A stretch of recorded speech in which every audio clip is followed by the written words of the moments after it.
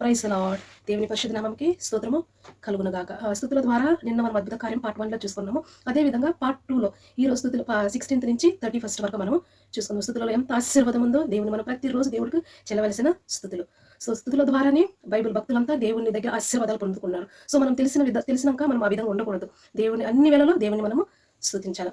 బైబిల్లో యోబు భక్తుడు కానీ, యెహోషువపాతు గాని, పౌలు శీలలు కానీ దేవుని స్తుతించే దేవుని దగ్గర ఆశీర్వాదాలు పొందుకున్నారు. మన ప్రభువైన యేసుక్రీస్తు కూడా 5 రొట్టెలు 2 చేపలని ఆయన ఆకాశం వైపు ఎత్తిపట్టి స్తుతించినప్పుడు 5,000 మందికి పంచిపెట్టే విధంగా స్తుతులలో అంత శక్తి ఉంది. సో ఈ రోజు మనం పార్ట్ 2లో నిన్న వదిలిపెట్టిన ఒక స్తుతులు ఈ రోజు మనం కంటిన్యూ చేసుకుంటాం.